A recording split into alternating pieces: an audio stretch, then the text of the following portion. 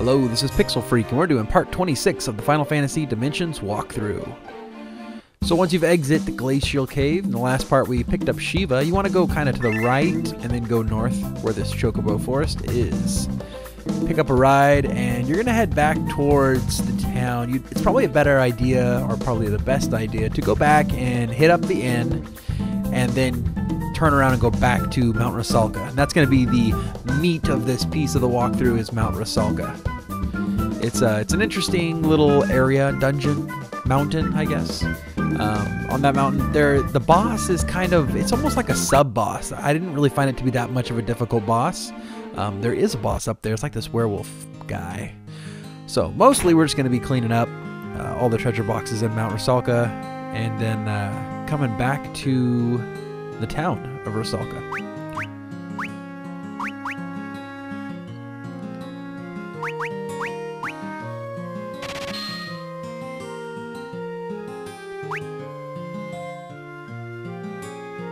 Additionally, if you wanted to skip the inn altogether, you could have just used that Chocobo Forest to heal up your MP with the white Chocobo, and then, yeah, heal up your guys that way, and then go down to the mountains. I always tend to use tents and inns. I don't know why. It's probably just mentally that's where I go. It's a waste of money, I guess, when you have those Chocobo Forests right there. Alright, so here we are at the mountain.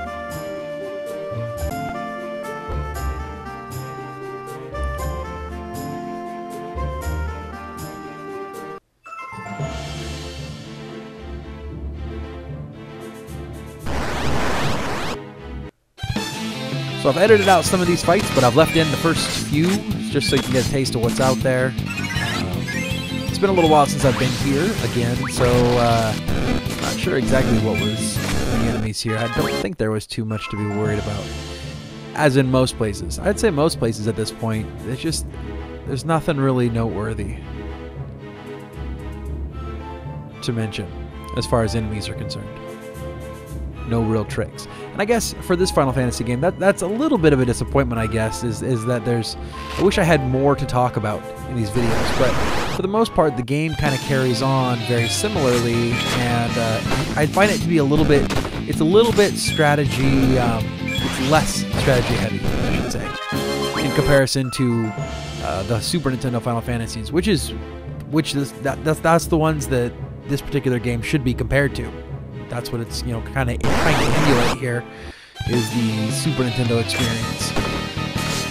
It's a little bit dressed up, but, I mean, for all intents and purposes, that's what this is.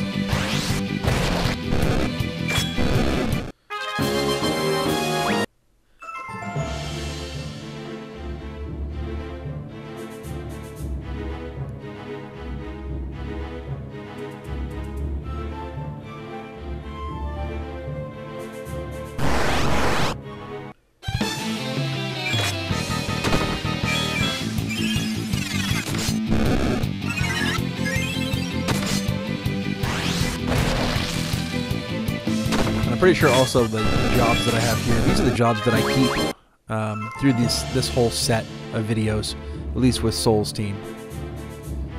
I probably should have checked out those areas there. I hope I don't have to double back again. Okay, so you can see here, there is nothing really here to be had. You can skip this door altogether because of that. So it's probably a good thing that I went and checked that out.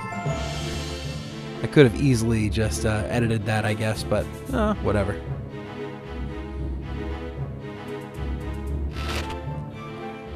So there's also, I noticed there's a couple times people have mentioned that they've found things in the weapon racks, things that I missed.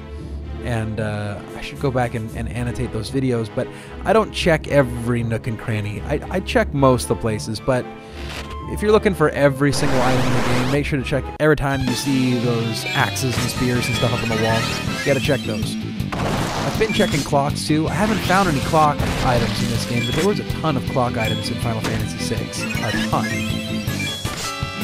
So it's worth looking at least. And a lot of times the clock items were elixirs, which is one of the reasons why I tend to look.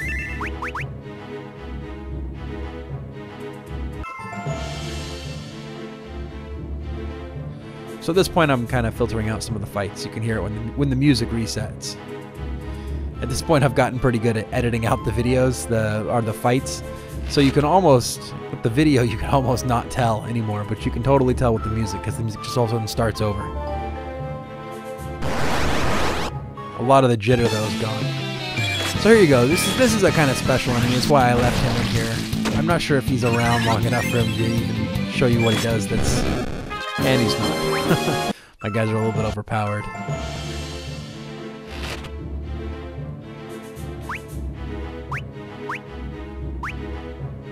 Usually those Gigas enemies, though, they'll usually have some kind of special attack or something to be a little bit worried about.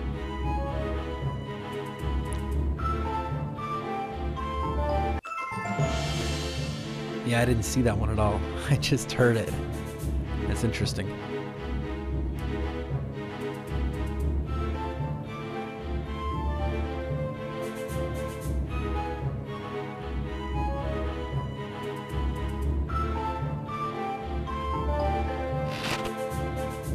It's about this point in the game you start getting those cottages.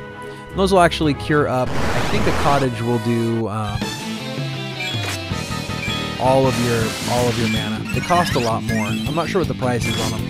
The tents are only like 200, I think, and they only do about 100 MP. So if you have more than that, you're going to need to use multiple tents. A cottage, on the other hand, should heal up all of your MP. I'm not 100% on that, and the reason I say that is because in Final Fantasy I, they had tents, cabins, and houses. And if this is following that model, that would mean the cabins, or the cottages at least, they wouldn't heal up quite all of everything. In Final Fantasy I, the tents only did HP, the cabins did a little bit of MP, and the houses, which were like 3k a piece, they cured you up and did all your MP altogether. So this is the boss of the mountain. Little story piece here.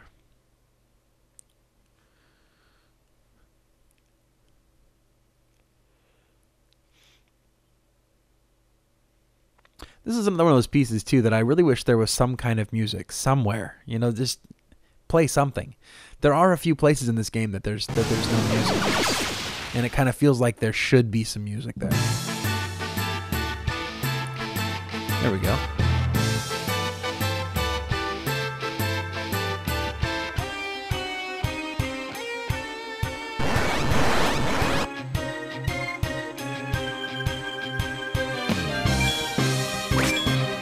So this guy, even though he kind of is a boss, I mean, I guess he is a boss, I found him to be very easy, and for that reason, I don't put too much merit into how dangerous this guy is. For the most part, you just set yourself up with a really good auto battle, and you'll take him out pretty easily. Set your caster up to do some big damage, something, and then just hit him real hard with all your melee power, and then set up one of your healers to do auto heals, Cura, or if you have a summoner doing heals, that might even work. I'm not sure. I think we've probably passed that point now where your summoner is actually a valid healer. I think the summoner only does about 200 per round. You probably need Cura at this point, which I believe can be used by a red mage and a white mage.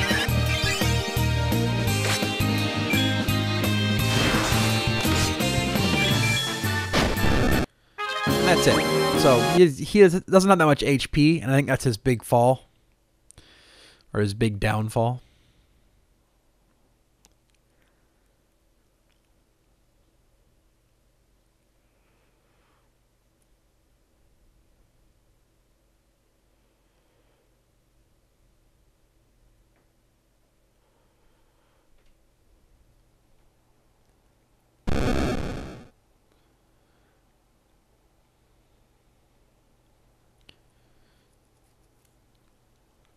So it's kind of interesting here, and I kind of didn't like the story element here. It's kind of funny I'm complaining a little bit about things in this video, but I didn't like that this felt a lot more like a fetch quest. They were like, hey, go out to the mountains, and it's like you get out there, and it's like, hey, go back to town. And so it seems like, I don't know, for some reason, something about this particular scene, it just didn't feel genuine, and I'm not sure why. I'm not sure what it is.